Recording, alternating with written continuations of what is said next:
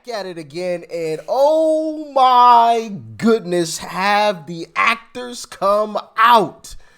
I didn't know we had so many actors in DC. I mean, I guess I should have known, right? Silly me.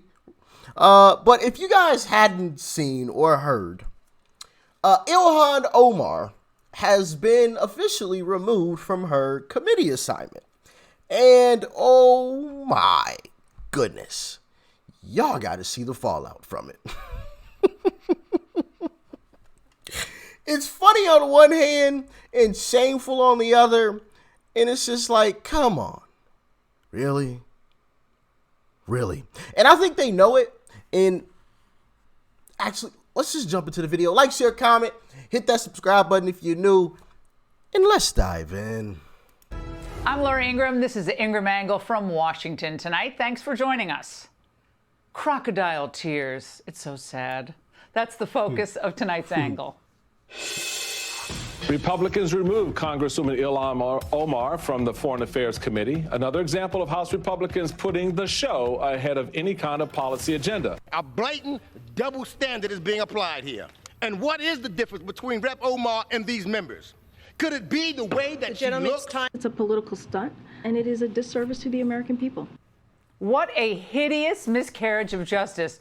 A majority power exercising influence over House committee assignments. Wow. And right on cue, squad members tried to outrage one another with their faux outrage.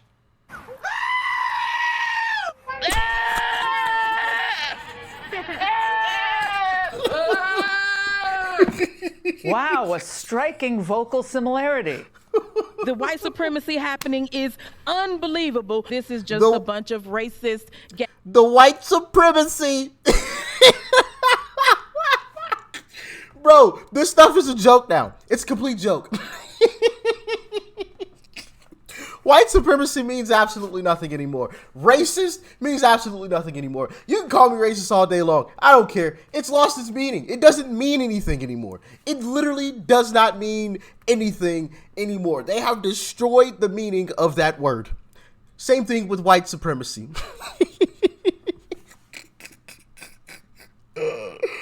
Oh, man.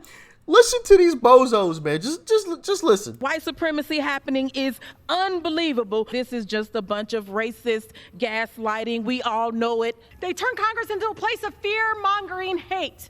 I am so sorry, has expired. That our country is failing you today through this chamber. You belong. The gentlewoman is no longer. My voice will get louder and. I'm so sorry, sis. Anybody got any onions? I ain't got any tears.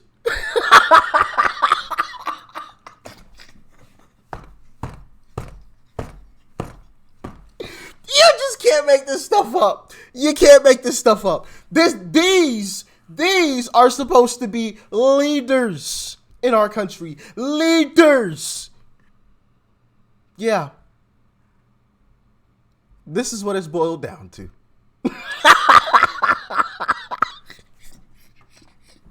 Yo, man, they lucky I'm not a politician, man. Because I would have been in that chamber like, shut the I would have been so disrespectful. Man, go sit your... I would have been cussing up a storm in there. I'm sure there's rules and stuff that you got to abide by in there, but man, I wouldn't have been able to control myself. I just would have blurted out, man, go sit your dumb ass. Go sit down somewhere, man. Nobody want to hear this BS. Stop it. Oh, man, you look stupid as AT double hockey sticks. You know, I would have been going off. I would have been going off, man. It would have been hilarious. Anyway, let's continue on with this foolishness. Check this out. Stronger, and the gentlewoman is no longer. My voice will get louder and stronger, and my leadership will be celebrated around the world. You are not a leader. It has been. Shut up and sit down. So utterly disingenuous, and yet so predictable. The party that presided over the weaponization of government agencies from the FBI to the EPA is suddenly crying foul? Then why? because their committee position was actually put to a vote. How dare they be held accountable for their own toxic words and abysmal record? Well, naturally, their dog-eared scripts about racism and misogyny came in handy. One of the disgusting legacies after 9/11 has been the targeting and racism against Muslim Americans throughout the United States of America. And this is an extension of that legacy. Consistency. Weird. Last time I checked, Muslims came out and spoke out against all of these leftist Democrats. I believe it was in Dearborn, Michigan, if I remember that story correctly. You guys can correct me in the comment section if I'm wrong. But I believe there's a big community of Muslims that live there. And they came out and were like, hey, we don't believe in this CRT stuff. We don't believe in this woke stuff that you're trying to teach our kids. You better buy a toilet and a ruler and get your poop straight, all right? Or we're going to have some issues. Don't try to sucker up to the Muslims now, baby. Oh, no. They don't believe in you. They don't believe in you. The last time that I checked, now maybe I'm wrong. Y'all can let me know in the comment section if we got any Muslims here. Let me know in the comment section. But last time I saw Muslims speaking out, they were speaking out against the left. I'm just saying. Throughout the United States of America, and this is an extension of that legacy. Consistency. There is nothing consistent with the Republican Party's continued attack except for the racism and incitement of violence against women of color in this body. Don't tell me this is about consistency. Don't tell me that this is about a condemnation of anti-Semitic remarks. This is about targeting women of color. Now, talk about a double standard. When Republicans lose committee assignments, it's tough luck. When Democrats lose them and are put up to an actual vote, no less, it's Armageddon. But let's be blunt here. Omar lost her position on the Foreign Affairs Committee, not because she's a Muslim or wears a headscarf. She lost it because over the years, she's made a series of anti-Semitic comments. She wasn't treated unfairly. The newly elected House decided that they didn't want someone with her views involved in the oversight of U.S. foreign policy. She's free to serve on other committees, but she should not serve in this particular role, given her radical and anti-Semitic history. Yeah, I know she's made some apologies, but apparently they weren't convincing. I certainly did not or was not aware that the word hypnotize was a trope. I wasn't aware of the fact that there are tropes about Jews and money. That has been a very enlightening part of this journey. Oh, look who she's sitting next to. What do you know? Journey. If Democrats want to make this an issue, well, they could try. But the notion that she was discriminated against because of her race or her religious background is laughable. It's totally BS. What about Adam Schiff? What about Mr. Fang Fang? They're both white. So Republicans are only going after black women? Come again? Adam Schiff is a black woman? He's black? Mr. Fang Fang? He's black too? That's news to me. I did not know. Maybe he identifies, or they both identify as black now. Maybe that's the thing. I'm sorry. I apologize. I'm sorry. Silly me. How could I be so dumb? Goodness gracious. I need to run through her old clips. We're all sick of hearing her and hearing them. The notion that the party of Adam Schiff and Nancy Pelosi have any leg to stand on to complain about any of this is absurd. They really packed the Jan 6 committee with toadies and two Trump-hating Republicans, and they kicked Marjorie Taylor Greene off all committees because they didn't like her views. At the time, we warned Democrats they were setting a precedent that would come back to bite them. But they didn't listen. Nope. The GOP, though, was not doing this in a tit-for-tat moment, kicking Schiff and Swalwell. Yeah, I didn't know these two gentlemen were black because AOC and all of the other members of the squad and these other bozo Democratic politicians, they like to claim, Republicans are being racist against black women. I guess I don't know. I didn't know these folks were black women. That's news to me. They don't look like what I would typically think of as a black woman, but all right. I guess times are changing. All righty then. Learn something new every day, huh? Fang Fang. Swalwell off their Intel committee or Omar off her Foreign Affairs committee. No, Republicans, by doing that, were being pragmatic. You know Swalwell should not serve on the Intel. I'd love to take a show of hands here. How many believe, if you're a member of Congress and the FBI says nothing, but the moment your leadership appoints you to the Intel Committee, the FBI comes knocking on the leadership's door and says, we have a problem. This person has a relationship with a Chinese spy. How many believe that that person should stay on Intel? Now, the chairman of the Intel Committee, Adam Schiff, I actually believe I helped him. Because what he did to the Intel Committee, he used that position as chairman, knowing classified information that others didn't, and he conveyed to the American public something that was not true to try to confuse them on a number of times. Bingo. I got to tell you, McCarthy has deftly handled this so far. Well, the press, of course, came at him, teeth bared today. He hit back. Tit for tat, retribution that your new majority is taking against a Democratic member of the House. Is this the message you want to send to voters? No, yes. That's the clear part. Yes. You're not going to listen. From my perspective, this is what the Democrats asked for. You get what you asked for, huh? Now you're angry. Now you want to say, oh, now you're doing a little tit for tat. You darn right. I am going to do a tit for tat.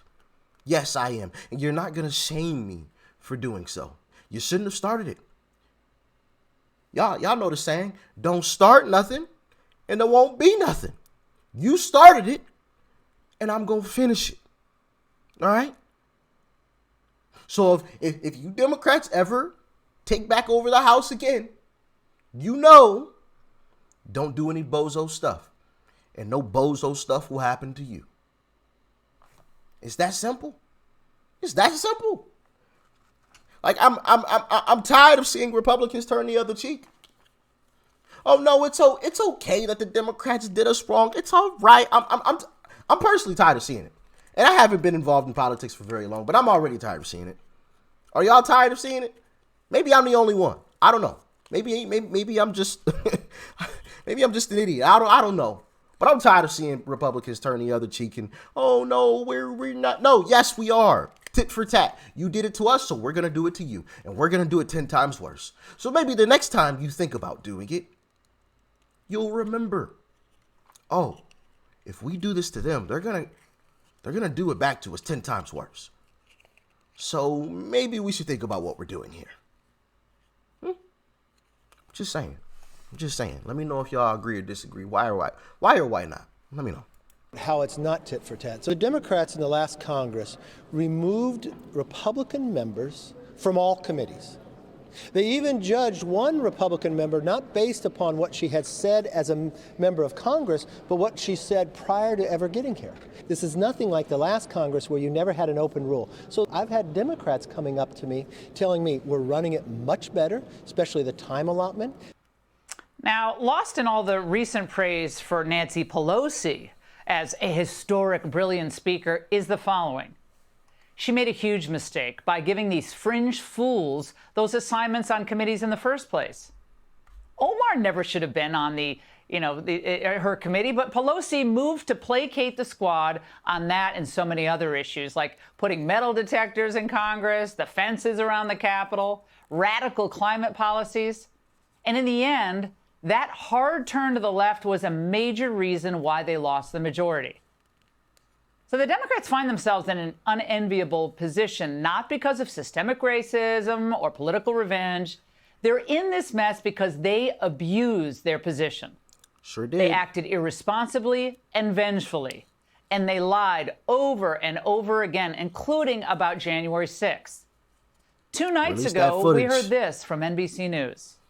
The January 6th committee's final report was more than 800 pages, but some material did not make the cut, including much of its findings on the failures of federal law enforcement leading up to the attack. The chief investigator of the January 6th committee says the government could have prevented it. Law enforcement had a very direct role in contributing to really the failures, the security failures that led to the violence. the law enforcement had a direct role, security failures that led to the violence? Excuse me? I love how kind of NBC acts like, okay, this is a one-day story. Nothing more to talk about. Pelosi and Schumer could have stopped January 6th before it started. They ignored all the warnings. Why? Oh, We're going to get that question answered? Now, if a real Republican was actually on that January 6th committee, we would have heard about this months ago. But that's how the Democrats ran the House. Zero transparency, aided by a media that not only refused to hold them accountable, but actively ran cover for them. Well, those days are over. So buckle up, libs, and dry those crocodile tears. Republicans have 2 years' worth of questions that need answering. This is our... Yes, ma'am, we do. We got 2 years. And we need answers. Lots of answers. All right? And we need to see that footage. All the footage. Every bit of it. But my assumption, well, I'll spare the whole J6 stuff for another day. I'm sure there will be an opportunity again to speak about J6. I'll save that. But back to these bumbling, absolute imbeciles. AOC and the squad. I'm outraged. You guys can't kick her off of the committee. It's just like, oh my goodness. They're like, it's literally a script. It's literally a script. These Republicans need to start calling them out. Like the next time something happens, be like, you know, these Republicans need to come out and be like, all right, well, here come the Democrats. Gonna claim it's racist and phobic this and it's that and blah, blah, blah. You know, just call out their game plan before they even do it. So when they do it, they look even dumber for doing it. I mean, they already look foolish. But if more Republicans start calling it out, which we know they're going to, we know what they're going to do. We know their playbook. I know their playbook, and I haven't even been paying attention to their playbook for very long. Whenever something happens to Democrats, they always come out and scream, what? Racist, phobic, hate, white supremacy, threat to democracy. They always say the same thing. Every time. Never fails. So, start calling out their playbook to America. Make them look even dumber. I don't know. Maybe it'll wake at least a few people up. I don't know at this point. Like this is ridiculous. And you could tell that they were relishing in it. Like they love putting on a show like that. They love it. They love it. Because they know it gets their base riled up for some odd reason. It's weird. I don't understand it, but hey, maybe that's why I'm a part of the other side at this point. Anyway, y'all let me know what you thought about this one in the comment section below. Like, share, comment, hit that subscribe button before you go. Peace and love. I'm out.